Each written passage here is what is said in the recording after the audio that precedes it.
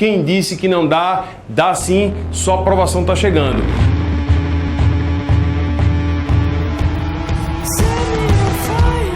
Vamos falar sobre a água. A água eu vou dividir em dois blocos essa nossa aula. O primeiro bloco eu vou tratar das propriedades e características químicas da água.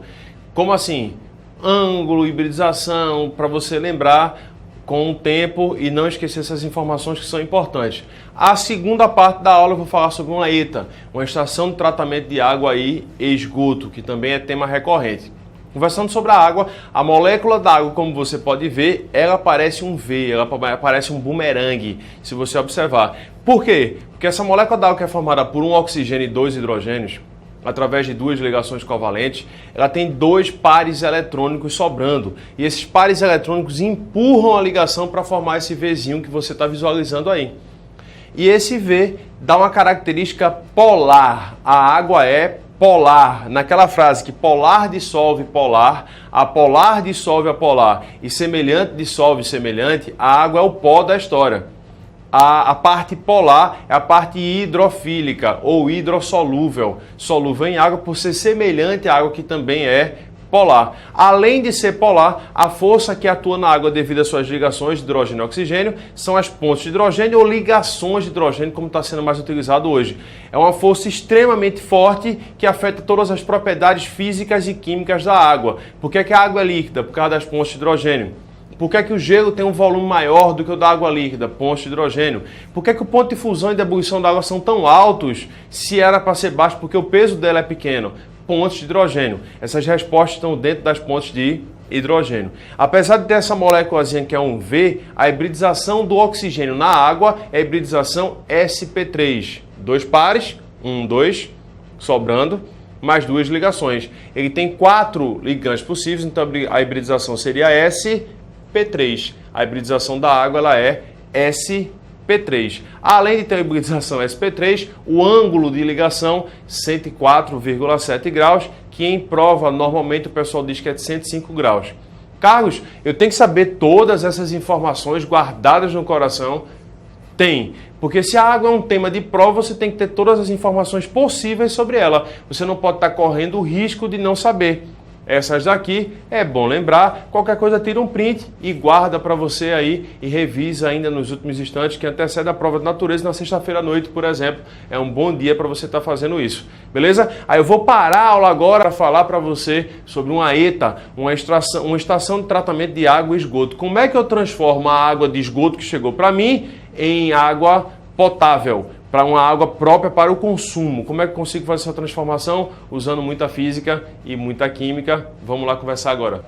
Uma estação de tratamento de água e esgoto, você tem que estar concentrado porque você tem que lembrar que a água chega podre, suja, muito suja nessa ETA, que a gente chama normalmente com nomes bem desagradáveis porque realmente fede o local onde é feito o tratamento da água e esgoto. Essa água chega lá podre, suja pra caramba. Aí o que é que eu faço com ela? Primeiro eu vou entrar na casa da química. O que é a casa da química? Eu vou bombardear com alguns processos químicos para que elas possam ter algumas reações. Por exemplo, posso colocar cal na água. A cal é um agente parasiticida potente porque provoca variação brusca de pH, o que já desnatura algumas proteínas e já mata algumas bactérias por variação de pH. Mas não só a cal, você pode colocar lá também o carvão ativado e além do carvão ativado o sulfato de alumínio. Carvão ativado e sulfato de alumínio tem duas etapas, duas características bem diferentes. Os dois acontecem dentro de um processo químico. O carvão ativado ele é poroso e ele tem a capacidade de reter o cheiro. A água que chega podre, quando a passa pelo carvão ativado, o carvão ativado vai retirar o odor daquela água muito suja e uma parte dos poluentes por ser um filtro natural. Ele vai absorver, inclusive se você colocar um carvão ativado na sua geladeira, a sua geladeira não vai ficar com um gosto ruim. E aí eu coloco o sulfato de alumínio. Para que serve o sulfato de alumínio? Para despejar essa água na segunda parte da ETA. Qual é a segunda parte da ETA? São os floculadores, ou os floculantes. Quando eu coloco o sulfato de alumínio, eu formo os flocos. E aí a sujeira vai começar a se separar da água. Uma parte da água sobe com os floculadores e a outra parte desce cada vez mais puro. Aí eu retiro essa sujeira com sulfato de alumínio, que normalmente se faz também em piscina. Você coloca o sulfato de alumínio, ele é um agente que vai lá provocar essa agregação da sujeira com ele para tirar esses flocos do sistema. Tirei os flocos, ainda tenho água suja. O que é que eu faço agora? Espero o processo de decantação, que é um processo físico. Nesse funil de decantação, no processo de decantação, eu vou deixar a água por ação da gravidade descer. Isso você pode inclusive colocar antes, não tem nenhum problema se colocar um decantador antes. Também vai descer uma sujeira brusca, muito grande, a parte mais pesada da água vai ficar embaixo e a parte mais limpa vai ficando em cima. Lembra que eu já passei por um processo químico de variação de pH, já coloquei os floculantes para tirar boa parte da sujeira, já coloquei carvão ativado para retirar o odor e agora estou esperando decantar. É óbvio que se essa água chegou preta, agora ela está clarinha já está ficando bem mais clara. Aí entra pelo filtro de areia. No filtro de areia, esse filtro é dividido em várias seções. Você tem um cascalho, que é um filtro mais grosso.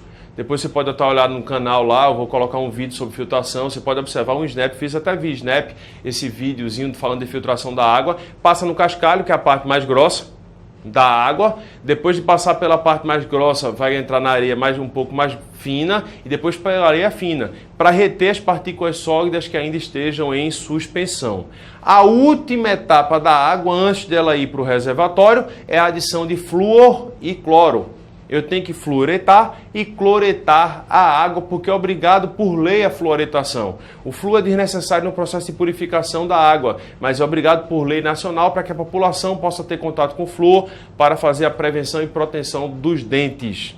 Já o cloro não. O cloro ativado ou o clorativo, como a gente tem uma função bactericida importantíssima. É como, por exemplo, colocar o hipoclorito de sódio junto com a fruta ou a verdura da sua casa. Ela vai matar boa parte dos germes que ainda sobreviveram a todo esse processo e chegou do outro lado. Essa água vai sair, vai entrar no reservatório e vai ser bombeada de volta para a população em geral. A gente tem que ter cuidado porque sempre se dissipa a água no processo. Não é um ciclo de Carnot, não é um ciclo perfeito, que a água vem e volta 100%. Você sempre dissipa, você sempre perde. E com o passar do tempo, a gente vai ficando cada vez com menos água para a população em geral. Então a gente tem que preservar, sim, a água do planeta, se não quiser dessalinizar o oceano. Um abraço bem forte, um cheiro no teu coração. Estou contigo até o dia da tua prova. Vamos embora, você vai conseguir.